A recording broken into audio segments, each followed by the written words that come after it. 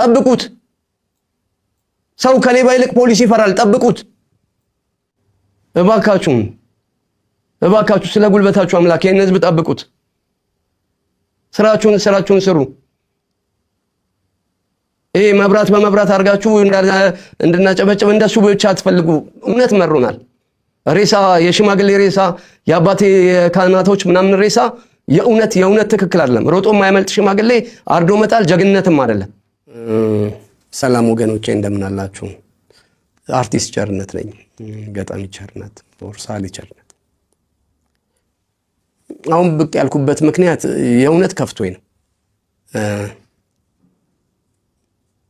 በዚህ ልክ የሆነ ባለቤት የሌለው ሀገር እስኪመስል ድረስ ምስራቅ አርሲ ምስራቅ አርሲ እንዲህ እየተተነተነ ቦታቸው እየተነገረ ሰው የታረደበትና የተገደለበት ቤቶቻቸው የተቃጠሉበት እየተነገረ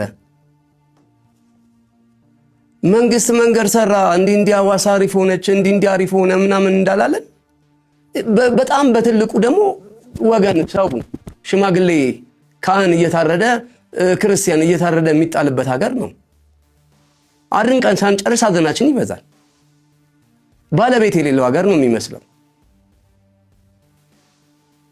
ምንድነው ከመንግስት አቅም በላይ ሆኖ ነው እነዚህ ሰዎች? አልመሰለኝም። እኔ ምንም ከመንግስት አቅም በላይ ሆኖ አይደለም። ምን ማለት ነው? ሰላም አይቀድምም? ምረጡን ምናምን እንዲናረግላችኋለን ምንም በቃ ሰላም ካልሰራ መንግስት አንደኛው ስራው ሰላም ነው እንዴ?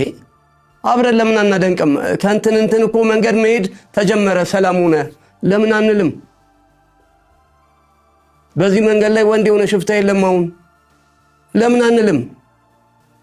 ባሎቻቸው ተይዘውባቸው ወርቃቸውን ሽጠው ተበድረው ተለክተው ዘመርስ ከምናምን ለምነው 1.5 ሚሊዮን ብር ይዘው ሲሄዱ ፖሊስ ያዛቸውና ወላ ሴቶቹን እነዛ ታስረዋል። ብር ይዘው የሚሄዱትን ደግሞ ፖሊስ ወሰደባቸው ብሩን፣ እነሱንም አሰሯቸው። ምን ሰማው ዜና ሁሌ ክፉ።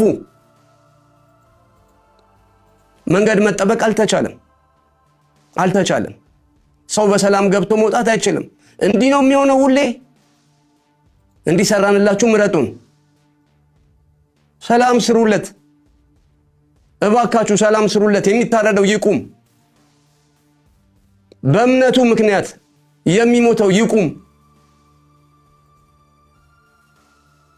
ስለዚህ ሰው ስለሚሞተው ሰው የውሸት ሳይሆን የእውነት ከልቡ የእውነት ወጥቶ የሚከላከልለት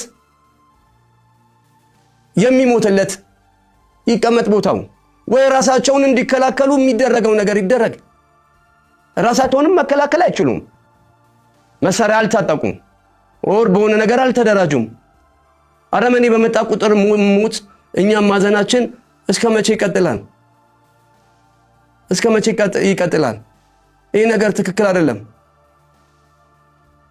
አይደለም። የእውነት የሚቀድመው እሱ ነው። ከተማ ከምሰሩ ያደነቅነውን ከምናደግ ሰላም ይምጣና እናጨብጨብላችሁ። አሁን ሰላም ነው ሀገሩን በል። ስራችሁ የእናንተ ነው። ይሄ የመንግስት ስራ ነው። ስራችሁን ስሩ። አድንቁም ብቻ አትበሉ። የሚደነቅ ነገር ትልቁ የሚደነቅ ነገር አገር መስራት ነው። ሰላም መስራት ነው። ሰው ወጥቶ እንዲገባ በሰላም ገብቶ ወጥቶ የፈለገበት ሀገር ደግሞ ሄዶ ሰርቶ የሚበላበት ይሄ ሲሰራ ነው።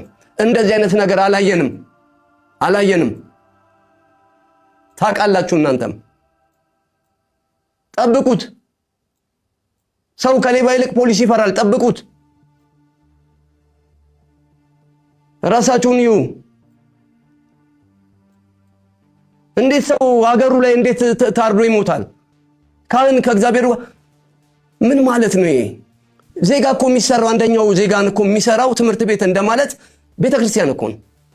ግብረ ገብ የሚያስተምርልን እኮ ቤተክርስቲያን ነው። ሽማግሌ ፈርቶ እናት አክብሮ የሚኖረው እኮ ሰው እምነት ሲኖረው እኮ ነው። ሞራል ቫልዩ የሚማሩበት ቦታ እኮ ማስኬድ ቤተክርስቲያን ውስጥ ነው። ምንድነው እየተደረገ ያለው? ይሄኛው እኮ ነገር መንግስትን በትልቁ የሚያገዝ ኢንስቲትዩሽን እኮ ነው። አርዶ መጣል ምን ይባላል? ማቃጠል፣ 100 ዓመት የቆየ ቤተክርስቲያን ማቃጠል፣ ሰውን መግደል፣ ከሳምንት ሳምንት ሁሌ አዲስ እርድ እያመጣን አንድ ላይ መቅበር። እንዴ ወገኖቻችን እኮ ናቸው፣ እናቶቻችን አባቶቻችን እኮ ናቸው የሚሞቱት። እኛ ከተማ ስላለን ነው? መርዶ እኮ የኛ ነው።